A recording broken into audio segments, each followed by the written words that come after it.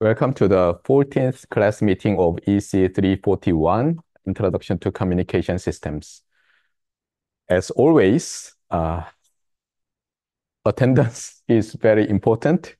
As far as you do not miss more than probably equal to 1/4 of all the class meetings, including the first week classes. Anyway, so please regularly check the electronic rulebook here, rulebook.postec.ac.kr, so that you do not violate that school regulation. There goes the homework continually. So there will be homework 14 due on next Monday. Homework 13 is already posted in the PLMS. The midterm is now, the schedule is firm, and it will be held on Wednesday, next Wednesday, here in LG 102.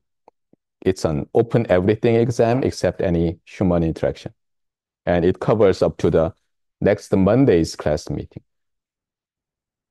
My message is simple.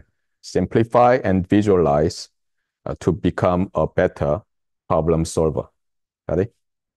Here goes the correction.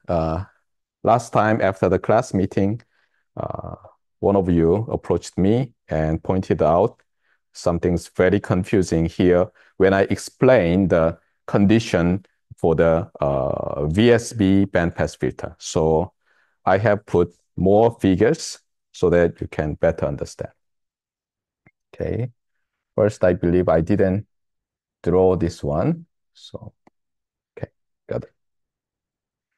So here goes the block diagram of the transmitter for VSB modulation.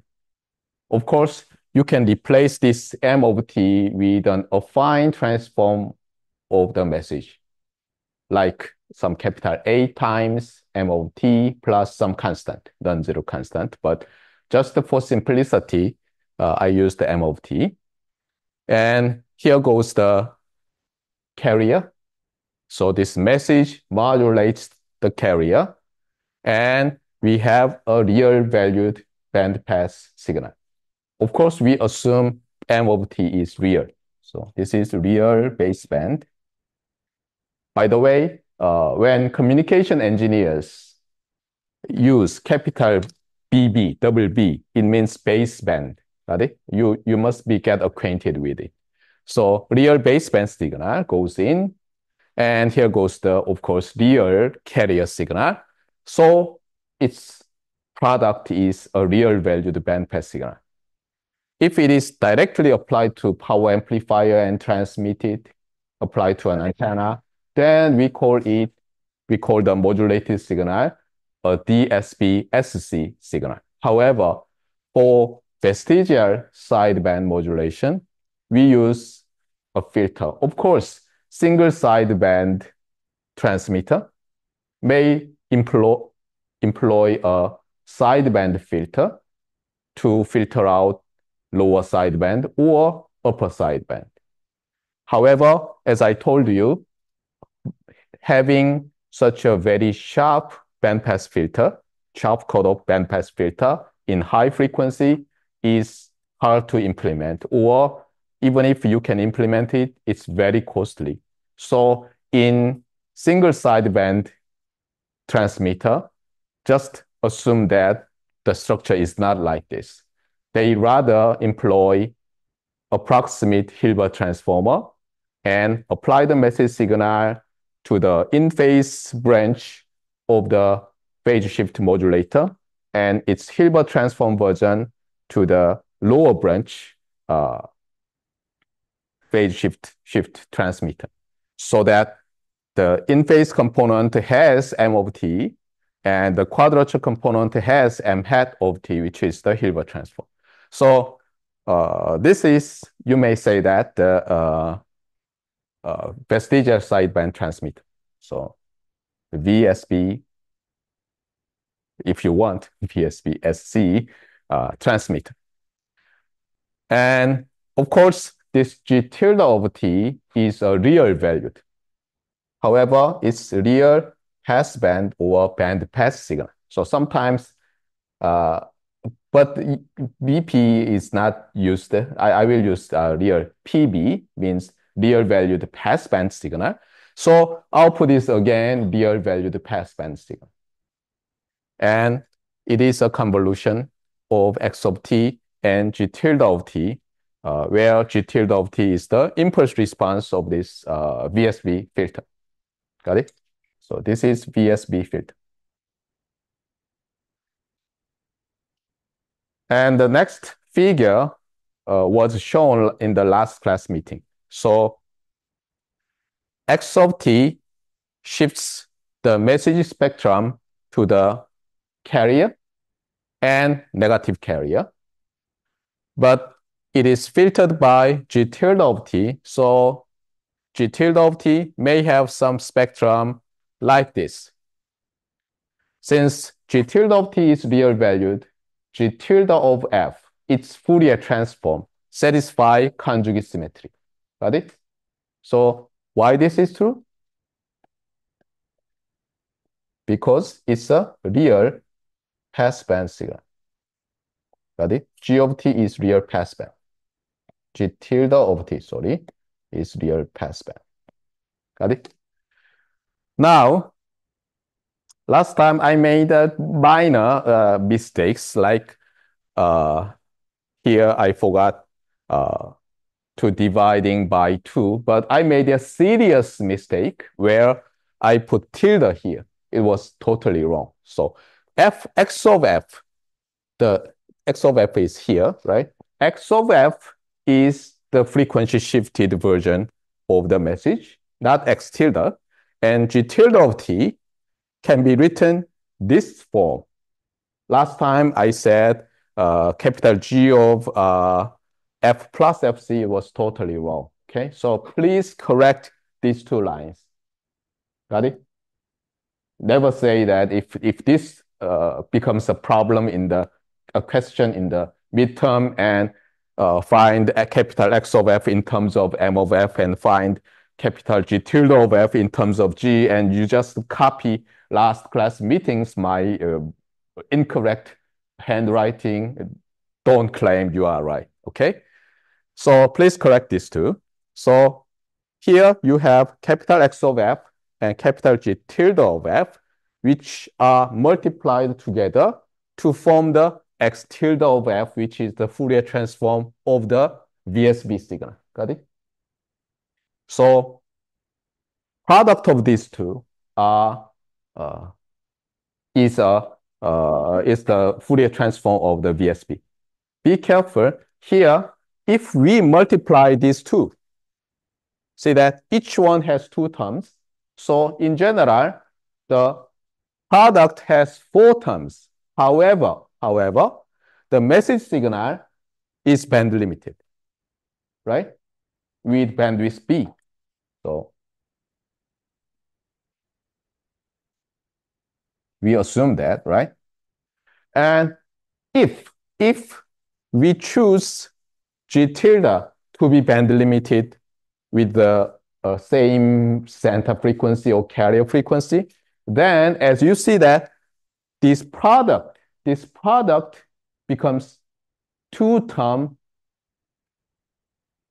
product. So X tilde of F is simply 1/4. I believe I have written. Okay, I didn't. So let me write down. So amazingly, you just have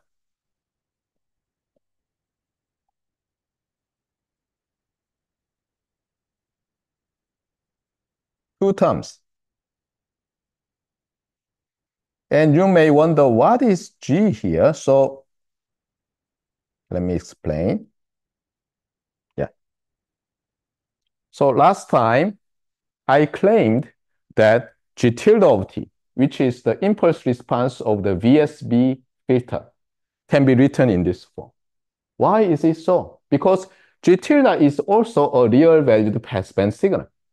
And from the beginning, I really emphasize this. And you must be different in that from all the other students who took introductory communication system course from other professors, from other universities, in other institute, okay? You took my course, and you must remember, I really emphasized that the importance of real valued passband signal or bandpass signal. What's the property of that? It not only a real valued signal, it's a passband signal or bandpass signal, so it can be written in this form. There exists a complex valued signal baseband, complex baseband signal in general, okay? Complex baseband signal, and you multiply complex sinusoidal signal and take the real part, and you can equate the left side and right side. So a real valued bandpass signal can be represented by a complex baseband signal. That is what I emphasize. Okay? So now you understand what will appear in the exam, right? Now, let's rewrite this real part operator as the sum of the argument and its conjugate. See that? The conjugate of a product is the product of conjugates. You know that, right? If you don't believe, just try to prove it. It's not that difficult if you work in the polar coordinate. So you have g of t to the j2 pi fct plus g conjugate of t e to the negative j2 pi fct, right? So far, so good. And then we Fourier transform the left side and right side. And what do we have? So we have, let's do that, okay? So g tilde of f equals 1/2. Now, according to the multiplication property of Fourier transform, what is the Fourier transform of a product? Convolution of Fourier transforms. So you have Fourier transform and Fourier transform convolved plus what is the Fourier transform of this g conjugate of t in terms of the Fourier transform of g of t? I also emphasize the importance of this result. Suppose you have real, some complex valued signal whose Fourier transform is capital X of t. Then what do you have?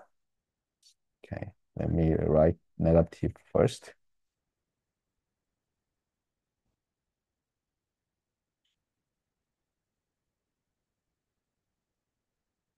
So the question is like this. So you have 3 question marks here. And my question is like this. Given the first line, so x of t has Fourier transform capital X of f. Now my question is, what is the Fourier transform of the time reversed version of x in terms of the Fourier transform of the original signal? And next question is, what is the Fourier transform of its conjugate in terms of the Fourier transform of the original signal? And here, conjugate and time reversed. And the answer must be memorized. It's so important. And before you memorize, just prove first. But what is important is like this. Since you don't have conjugation here, no conjugation. So you have this. Okay, something must different, right? Now, what about this one? You have conjugation. So you have conjugations. And interestingly, this is the result. Got it? So based on this result from the signals and systems course, I believe this is one of the most important results you must remember. What do you have? The Fourier transform of conjugated signal is conjugate of negative. Now, what is the Fourier transform? Delta of f plus fc. Now, let's compute the convolution one by one. What do you have? This is the translation, right shift by FC. And what does this do? Left shift by FC. So G conjugate of negative F plus FC. Got it? That's why you have this one. Got it? Now, what do we want? What we want is like this. In the receiver, now to make everything simple, let's assume the channel is just identity channel, which is a very special LTI channel, and that is also a very special linear time varying channel, which is very good in modeling most of the radio communication channel. Got it? So let's for simplicity assume that the transmitted signal is received. Now, what you do is that you just employ the ordinary phase coherent demodulator. So here goes your demodulation carrier multiplied to the received signal. And what is this one? Z of t not only has baseband component, but also has double frequency terms. And how can you know that? Because since this is the product in the time domain, in the frequency domain, it's multiplication. And each one is a bandpass signal, right? You have two terms. Two terms multiplied by two terms becomes four terms. However, the double frequency components or terms will be removed by this low-pass filter. So let's say W of t, which is the output of the low-pass filter, then you just need to write baseband terms. So here goes this one. W of t, where it is? So here, let's see the G of t first. So G of t has four terms. And as you see that, the first two terms looks like this in the time domain. It's not that difficult to prove, okay? And then W of t is just taking these terms. See that? Here, as I just told you,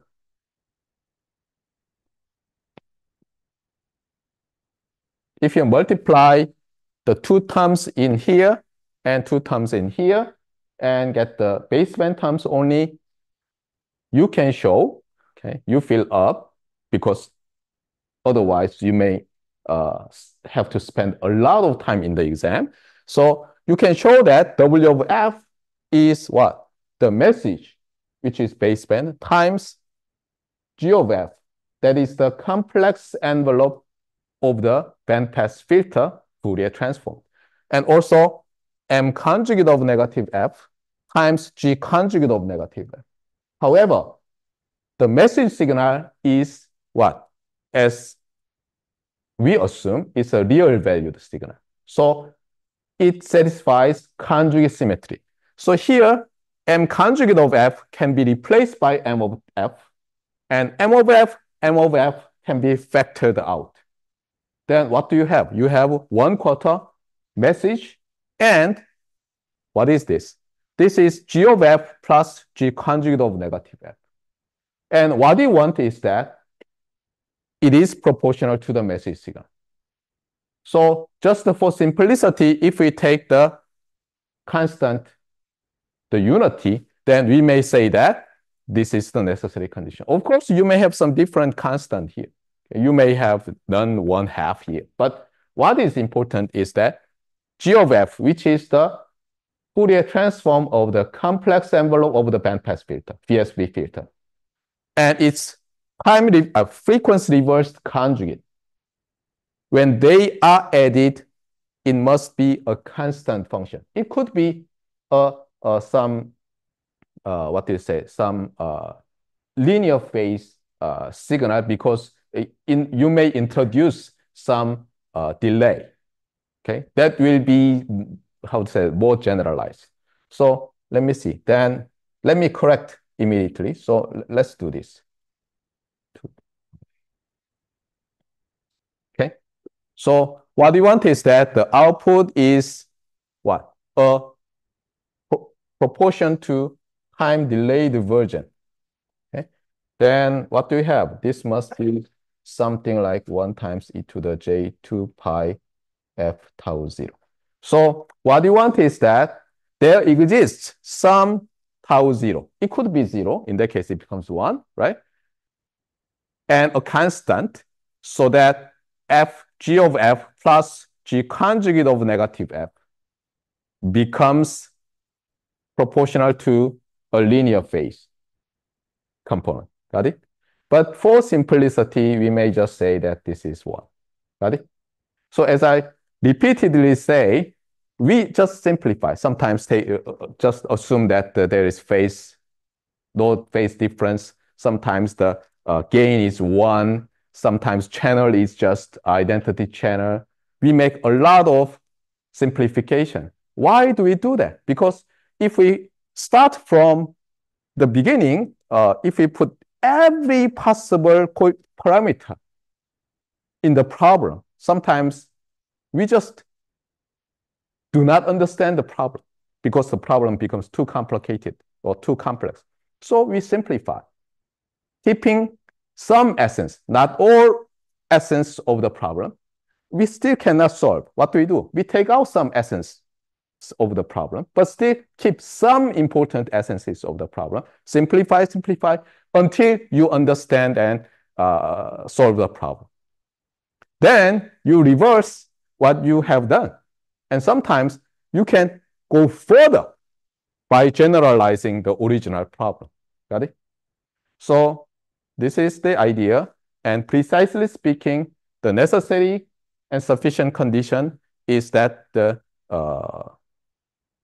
complex baseband, complex envelope of the real valued VSB filter plus its frequency reversed conjugate equals some delay. Now, what do you say? What you say for this one? In the time domain. So this is the frequency domain result. What about in the time domain? 1/2 is here. G of t is here. And what about the inverse Fourier transform of this one? You must have conjugate, but no time reverse, right?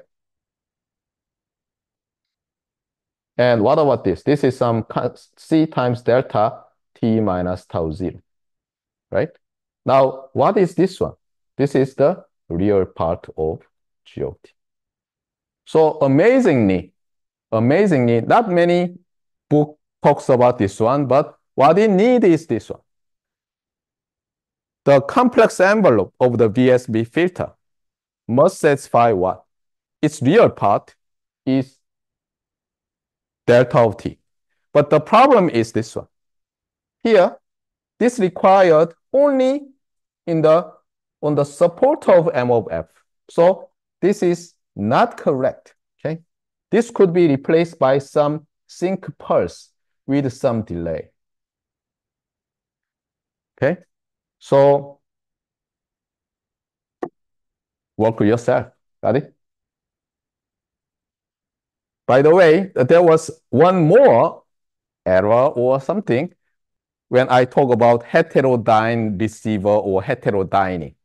So as some of you have already seen in the homework 13, I've read the Wikipedia page and found that Reginald Fessenden, who is believed to be the first person who was successful in transmitting wireless voice using radio wave, named this term. And hetero, according to Greek probably, origin, means different. But about dyne, they say that it is related the meaning of power. So different power, but actually it's not about different power, it's about different frequency. Probably he just wanted to be somewhat, how do you say that? Pedantic, 학자연하는 이런 건데. Yeah, but anyway, so this dyne is related to dynamics, dynamic, and something moving or something powerful.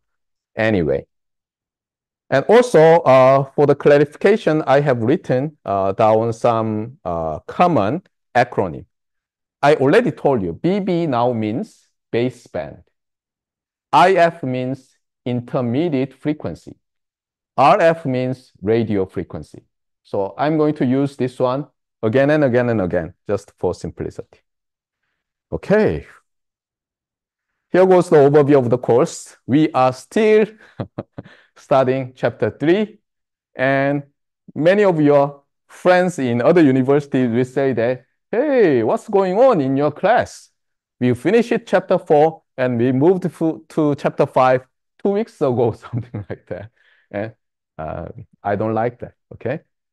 I believe our slow pace, even though it's not looking good, just reviewing this many chapters, but have given you a better understanding about the essence or the most important results in radio communication.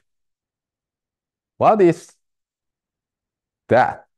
In radio communication, we use radio wave, which is a part of electromagnetic wave for wireless communication.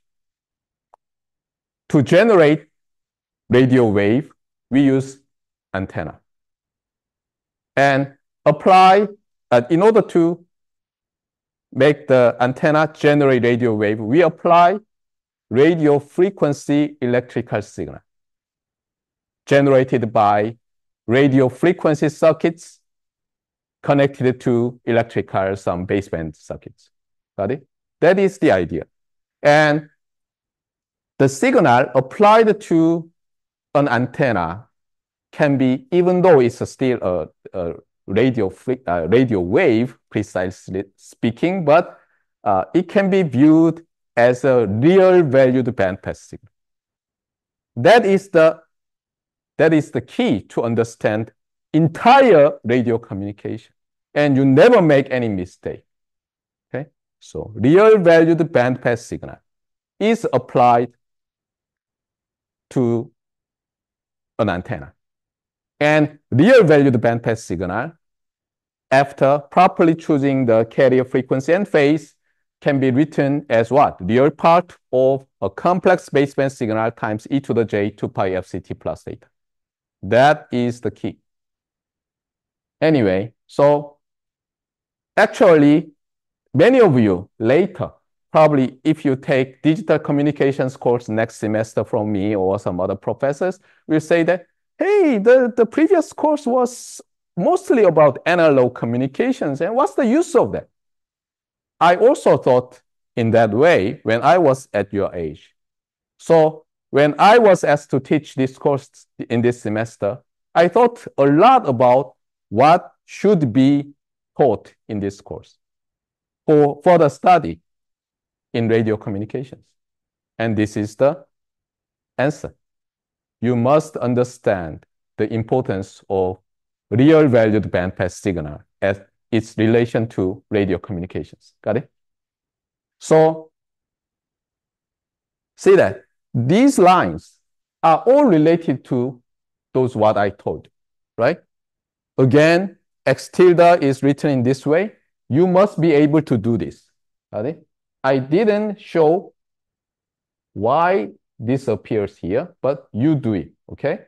It will appear, blah, blah. It may appear in this midterm. Show that this square blank must be filled by this one. It's not that simple, got it? So you try yourself. And then next step. And here, you must have dexterity in handling real part operator. Got it? And Fourier transform very, very efficiently. This is the key. Anyway, so here goes the preview. Last time we talked about vestigial sideband modulation and emphasized the pros and cons, especially the spectral efficiency is between those of DSB and SSB. receiver complexity between these two, transmitter complexity also between these two. But the reason why VSB is popularized is that unlike our voice signal, see that? When I usually talk about the DSB, I assumed I draw some spectrum like this. Actually, our speech signal, our voice signal, has some spectrum like this. And DC components is almost none because we cannot, our vocal cord cannot generate DC, right? That kind of thing will be DC or something similar, but it is usually cut off. Okay? And our auditory system also is very weak in listening to low frequency signal. However, when the early radio communication eras engineer, when they study TV signal has some significant low frequency components. So SSB or something similar, if it is not sharp enough, cutting out the other side band cannot be employed. So VSB was the only option at that time for the TV broadcasting engineers. That's why it was popularized. Got it? For implementational easiness. So you must have some big picture now like this. So here is the transmitter, and here is the channel, and here is the receiver. This is the simplest block diagram for communication, especially there is a point source and point destination. However, a little bit more complicated version is like this. You have a message source. You have modulator for radio communication. You have wireless channel, and you have demodulator, and you have sync. The source may be you, and sync may be your other friend, right? And now you have vague idea that the choice of modulator and demodulator or modulation and demodulation scheme not only depends on the channel characteristic and the transmitter receiver implementation easiness, also depends on the source characteristic. Okay, this is one of the messages you must remember. Okay, so if the source has different characteristic from that of the other communication system, you must think about changing your modulation and demodulation scheme, even though channel is still the same. Got it? Anyway, we will be back when we talk about digital communications. By the way, about the envelope detection of VSB signal, it's not that difficult to extend your knowledge obtained in studying DSB and SSB. So do it yourself. You now may wonder why the exam is a 3-hour exam, because you have to be very diligent in solving something new that combines many of the important ideas I've given you.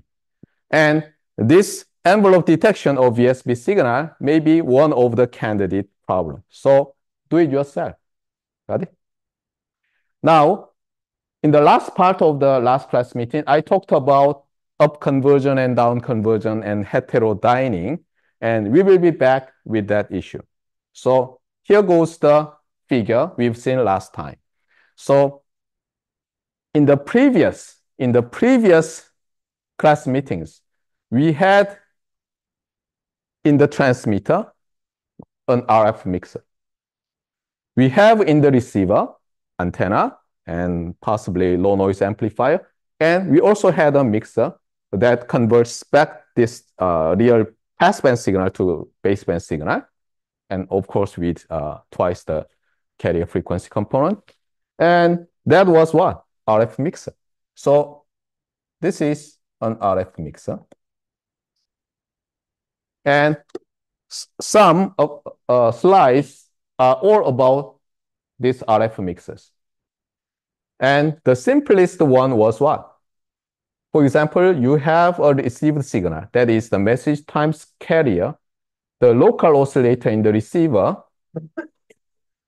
generates the modulation carrier that has same frequency with the incoming message signal. However, what about you generate something different? That is the idea here. And you may wonder why. So I will draw the transmitter Venn diagram first, the block diagram first. So let me use omega because here goes, no, not omega, F. I will use F, okay? 2 pi F. Is it F? F, yeah, FC, F0, okay?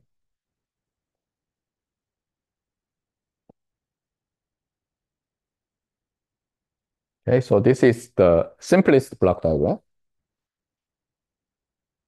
What if this F0 is too high to implement? So just consider that. Suppose you want to generate some DSBSC signal with carrier frequency 60 gigahertz. And your professor asked you, hey, generate 60 gigahertz signal and modulate the message. And you ask your senior lab mates, hey, 형, 누나, do we have any 60 gigahertz oscillator? And they said, no, it's too expensive. And you may ask, then what can I do? So you just go to the professor's office and saying that, professor, we don't have 60 gigahertz oscillator. Never do that, okay? Try to creative. So one of the idea is like this. Instead of doing this, you have two oscillators and use two mixers. So for example,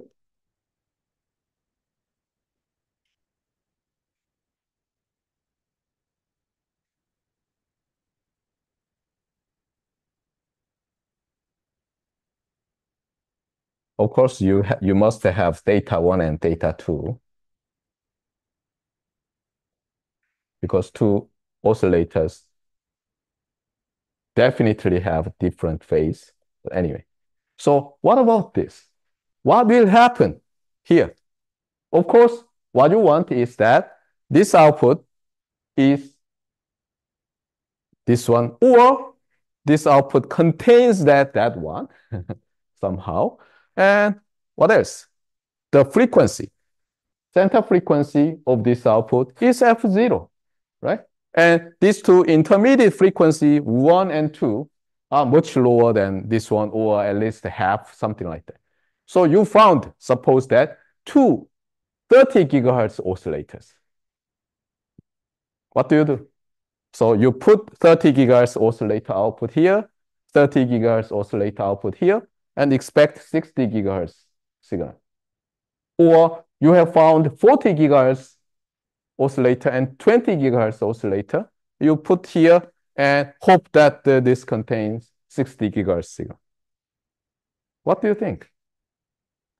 According to one of the trigonometric identities you learned in high school, where usually they just motivated you in the geometry course, trigonometric geometry course, like you draw triangle and this is theta 1 and theta 2. As an electrical engineer, especially communications engineer, forget about triangle and rectangle. Always talk about area and time function. Now, what is Coconon something? You remember. What is that? Since Coco equals Coco, something like you have what? Product, addition, Sum and difference, right?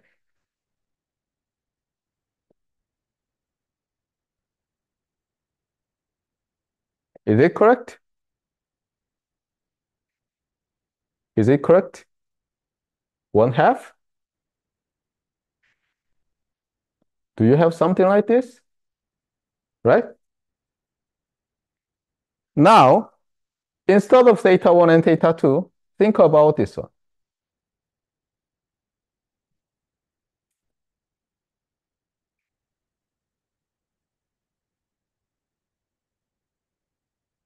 Then what do you have?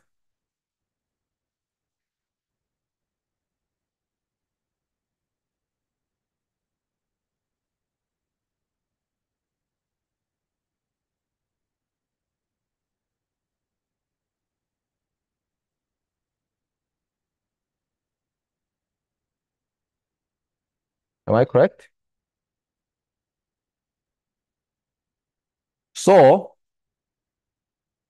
this result tells us that if you multiply two carriers, possibly different center frequencies, the output has two terms. One has the frequency that is the sum of the two frequencies, and the other term which has the difference of the carrier. Got it? So in the original problem, you wanted to generate 60 gigahertz signal, but you only have one 40 gigahertz oscillator and one 20 gigahertz oscillator. Now you just multiply your message with 40 gigahertz oscillator output and then 20 gigahertz oscillator output. What do you have now? You have one signal that is the same as this one, and the other signal that has, in 40-20 case, 20 gigahertz signal. And probably you want to filter out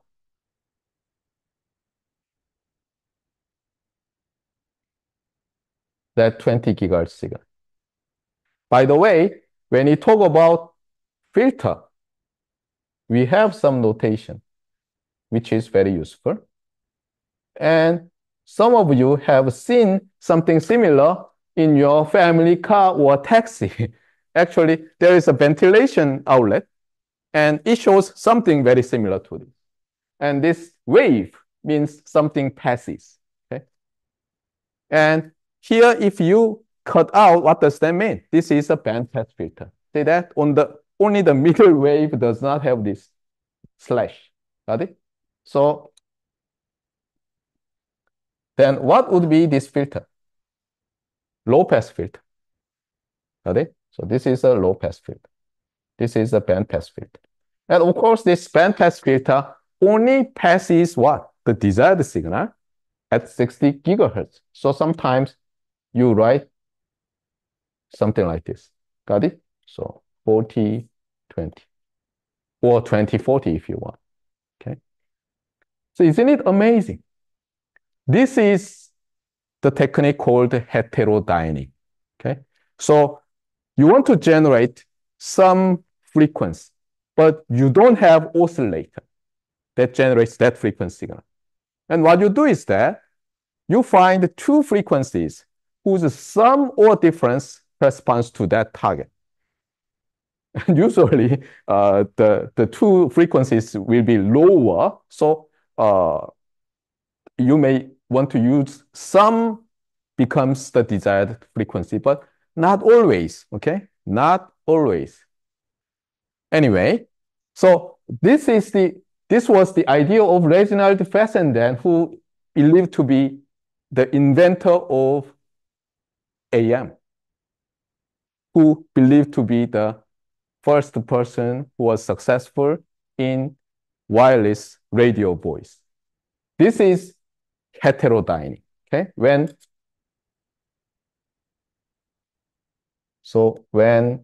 FIF is different from, then it's heterodyne. Got it? So our textbook has almost the same figure. The difference is that this is omega 1 and this is omega 1 plus omega 2 or minus omega 2. It's not plus minus. You choose either one of them. So suppose you choose some higher frequency than omega 1, assuming omega 2 is also positive. Still, after bandpass filter, you have only the omega 2 component. Of course, you need some math for this, and you need to work in the frequency domain. But it's not that difficult. So follow exactly what's going on. Of course, here, as I always emphasize, if you have 1, then what is this? So after Reginald Fessenden coined this term, people started to call this as homodyne transmitter.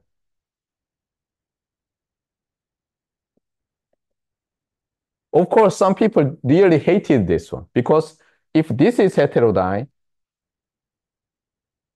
this must be homodyne. So rather than talking about this one, this is called direct upconversion transmitter.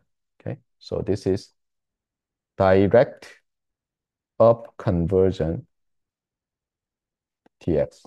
What does that mean? You directly upconvert in the frequency domain to the carrier frequency using a single mixer, RF mixer. In this case, how many stages upconversion mixers do you have? 2 upconversion mixers. So this is a 2-stage upconversion transmitter. You may say that. Now, you have 1 direct upconversion. You have 2 heterodyning. What about many? 1, 2, 3, 4, 5, 6, 7. Anything is possible. So suppose your professor, your advisor, PhD thesis or master thesis advisor asks you to generate 60 gigahertz signal, even though your lab has only bunch of 10 gigahertz oscillators. What do? You may cascade RF mixers and you may feed them with 10 gigahertz oscillators, and somehow you filter out low frequency components. You can generate the signal. Got it? So never forget this. So it's very interesting. Mathematically speaking, you want this output to be generated at the output of your, for example, system. Now, there are many different looking different mathematical operations to have the same result. For example, in order to get the unity, number 1, what can you do when your input is 1/2? You just multiply 2. What about you multiply 1.5 and something like that, and eventually have 2? And you may say that it's stupid to have some non-direct operations, many operations, but that gives you a chance to implement it. Got it? So same mathematical operation, theoretically overall, having different form, may give you different idea to implement it. That is also one of my lessons, or one of the lessons we learn from the history of this radio communication. Same formula in different form, or same result in different formula, gives us a new idea. Anyway, so call it direct upconversion transmitter. Okay, this is what? 2-stage upconversion transmitter. You can do multi-stage. Got it? Now, in the transmitter, if we implement the transmitter using multiple upconversion stages, we may need a filter or filters, right? In order to select the desired frequency band. That kind of filter is called what? Channel select filter. Okay. So here, this may be called CS filter. It's not computer science. It's channel select filter. So we remove unwanted frequency band. In this case, it's probably FIF minus FIF2. Okay. But in the receiver, you may say something similar. So let's see. Even though this page is about super heterodyne receiver, just simply see the receiver. So here we have an RF antenna, and now the signal can be well modeled at a time function, real valued time function. Now here RF filter or amplifier, so it must be amplified, and the unwanted other band signals need to suppress. And in order to extract the message, we multiply the signal with a local oscillator signal. Now, here it says IF filter and amplifier and demodulator. What does that mean? So let's think in the frequency domain. So same thing happens in the receiver. So your professor now asks you to build a receiver for that lousy 60 gigahertz signal. Now, so you have successfully built your signal with 10 gigahertz oscillators, for example. Now you need to build receiver. So 60 gigahertz signal comes in. What do you do? Probably you filter the signal somehow. So antenna,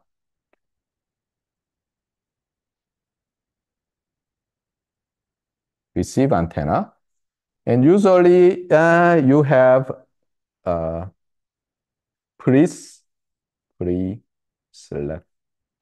filter. So you have some very, very wide, but somewhat good filter. Okay? So this filter, this pre-select filter, not only passes your desired signal, but also other adjacent channel signals. Got it? Because usually it's not easy to build a very sharp roll-off bandpass filter. So it's very vague. Okay, so you have radio signal 1 and 2 and 3 and 4, something like that. Got it? Now you have low noise amplifier. And so here, this is the desired signal. And these are unwanted signals in the frequency domain. Got it? Now, if you want to directly down convert the signal, AM or VSB signal, we assume temporarily the message is real valued. The simplest idea is to use what? Direct down conversion mixer. So if this signal can be well modeled as our message signal, let me use M0 cosine 2 pi F0t plus theta 0 and some unwanted signals. Since our desired signal has frequency F0, what you want would be something like this, right? The problem is that, again, this F0 is too high and you cannot find any oscillator in your lab. What do you do? So you think in the same way, hey, let me use multiple stages. So you down convert the signal to intermediate frequency and down convert again to the baseband signal. Or you may use down convert to intermediate frequency 1, down convert to intermediate frequency 2, 3, 4, and eventually down convert to baseband, for example. That is the idea of multi-stage down conversion or multi-stage down conversion receiver. Got it? So in the transmitter, you can either directly upconvert or upconvert using multiple stages. In the same way, in the receiver, you may directly down convert or you may use multiple stages, multiple down converters. But here goes the problem.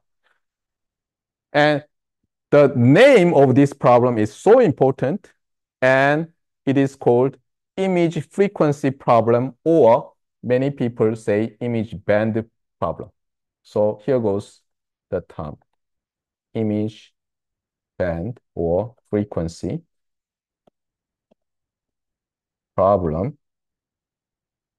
in heterodyne receiver. Okay, so you remember this way. You remember entire phrase. And you may later wonder why this is not problematic in the transmitter, in the heterodyne transmitter. You must be able to answer to that question. Why people talk about image band problem a lot than in the design of transmitter? Why in the receiver? Got it? Anyway, so in order to have the idea, we first define what is an image band or image frequency.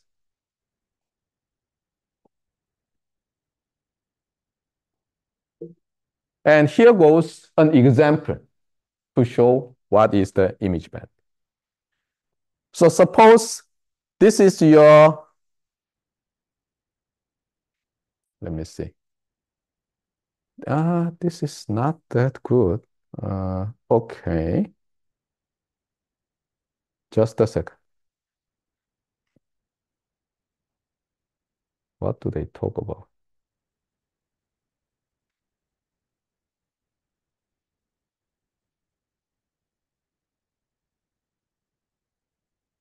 Just a second. Something's not correct. Okay. So let's see this one first. So what we are going to do is that we do not employ direct down conversion receiver. We down convert to an IF and then down convert to baseband. Let's assume that, okay? So instead of using this one, we use some frequency 1. No, let me not say this. It may confuse you a lot. F0 minus FIF. Okay, so we are going to define some frequency that will be called intermediate frequency, and usually it is chosen in this context lower than the desired frequency. So we multiply cosine 2 pi F0 minus FIT plus V. Got it?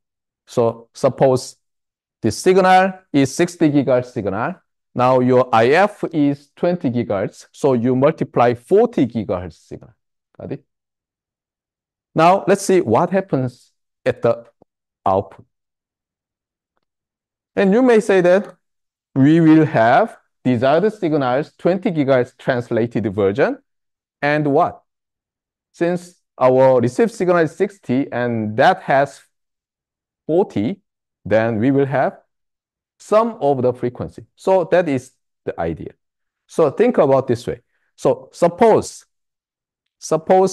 this is our desired signal. Suppose desired signal only appears. Let's assume for simplicity. Now, in this case, this is the sum, but anyway, think about this. So suppose you multiply this one. What does that mean?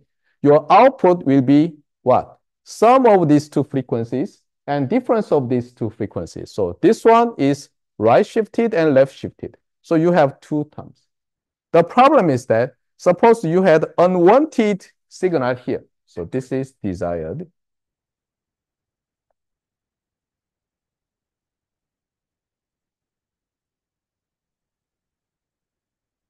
And this is unwanted signal here. And unwanted signal also is multiplied by this carrier, and it down translates to this one and that one up translated. So if even though you want to band past this band, what do you have? You have unwanted signal also passes through your two-stage down converter. Got it? So now you understand why I draw this way. The pre-selection filter, which is not that selective in the frequency domain, passes through, may possibly passes through unwanted signals. And if you do not choose the carrier frequency carefully, some of the unwanted signals may appear in the same frequency band of the down conversion mixer output. And this frequency band or this frequency is called image frequency, or this band is called image band. So this is rough idea of this problem. So image band, image frequency problem occurs in the heterodyne receiver because here this is desired plus image band signals. Then, and we also assume this pre-selection filter cannot filter this image band signal. Then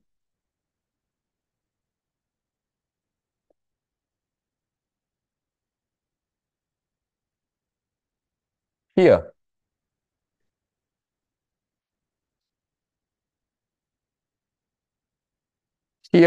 you may have a serious problem. Because after mixing, you may have what? You may have image band also translated to the desired bands. Okay? So what do you do? The idea is like this. Before mixing, you put a filter. And this filter is called IR filter. And IR means image reject filter. It's not infrared, okay? So whenever you have multiple stages, you must be careful about image band rejection. So you reject the image band first because this may be possible.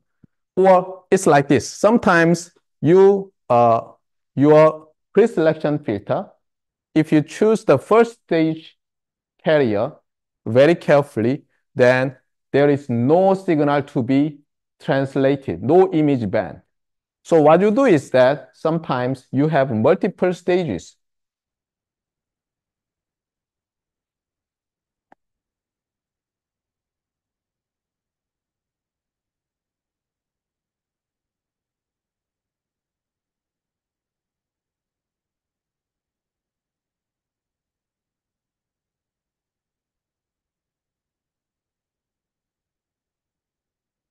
Something like this.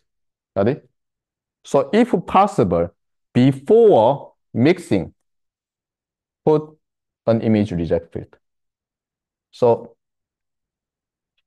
always think in this way. Okay?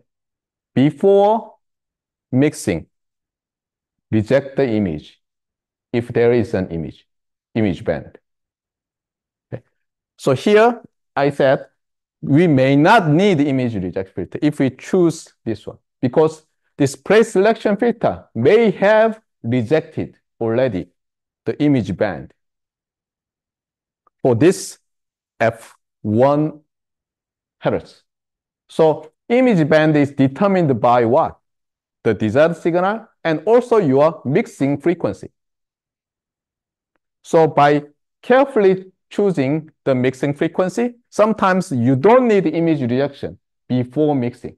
However, in general, you need image rejection before mixing. Got it? So always think that this is a pair to be used in your design. Anyway, now let's go back to our question. Why this is only problematic in the receiver? Of course, it is not problematic in the direct down conversion receiver because there is no image, right? There is no image to be mixed down. Let's consider multi-stage transmitter. And you may say that, hey, image band problem may be important. Be careful. Your transmitter does not generate unwanted signals. So initially, from the beginning, there was no unwanted signal. So only desired signal is frequency shifted.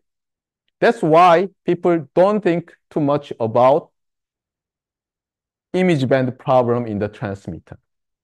However, there occurs some strange problems.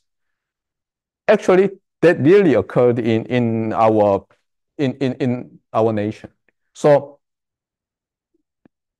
radio spectrum is a very scarce resource. So there is a government office that monitors all the spectrum. They have a lot of branches throughout our country. And they were informed that some frequency band assigned to, for example, some operator A finds that some unwanted signal, very strong unwanted signal comes in. What's going on?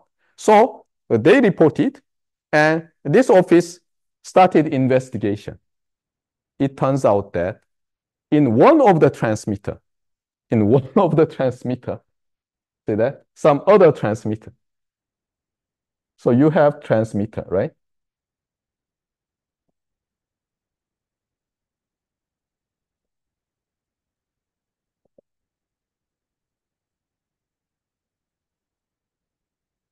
There was some leakage in between two upconversion stages. So there was some interference came in because this signal is already an RF signal. So if your RF system is not carefully shielded from other RF signals, then what may happen? Some RF signal may smear in your circuit and upconverted to some band. And if this filter is not carefully chosen, because in the transmitter, people usually do not put it because you don't need channel selection sometimes, okay? So they may have some high-pass filter. That channel selection filter in the transmitter may be high-pass, cutting out just low frequency image, right? Then what happened?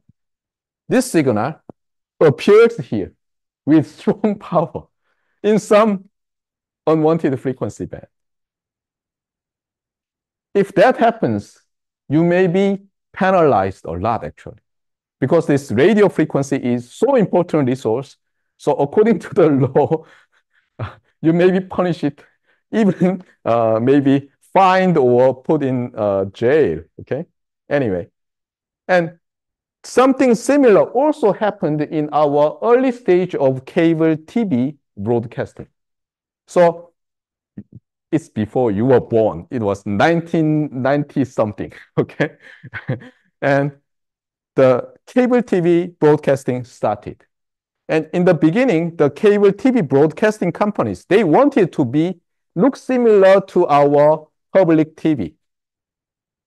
So they wanted to be assigned a specific channel, like channel 7, channel 9, channel 11. When I was at your age, channel 11 meant NBC.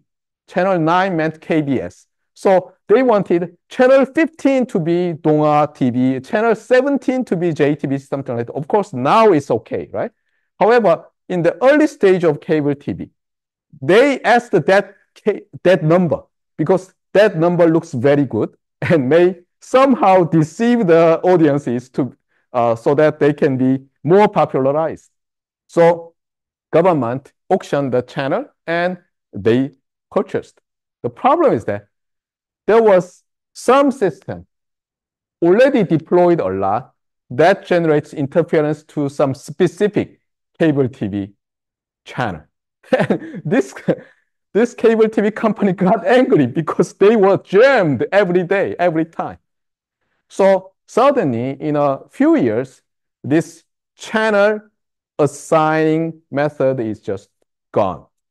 The local cable TV companies assigned different channels because they had different old legacy transmitters that may generate a lot of different types of interference in different channels. Then now, why now it's okay to have Donga TV has channel 15, JTBC 17, TV Joseon 19. What's going on? Now, these channels are usually transmitted through the internet, right? There is no such image band problem induced jamming of the signal. Got it? So be careful. Sometimes theoretically, there should be no problem, but practically there can be a lot of problems. Anyway, so now today you understood the importance of image band, importance of image frequency, and even in the transmitter, you may have to consider image band problem if you have some interference source. By the way, we have 1 more minute. Now, the last topic is super-heterodyne receiver. What is the difference between heterodyne receiver and super-heterodyne receiver? And this super is not that super, but superb idea, very good idea. So the story is like this. People wanted to have a lot of radio broadcasting stations because it's commercially very important, right? And also, they wanted to have what? People wanted to have radio receivers, very inexpensive. Different stations had different carrier frequencies. So receiver cannot have fixed bandpass filter, fixed IF carrier, something like that. They have to have some tunable, frequency tunable receiver. Simplest idea, just think in this way. Suppose you have direct down conversion AM radio receiver. Then in order to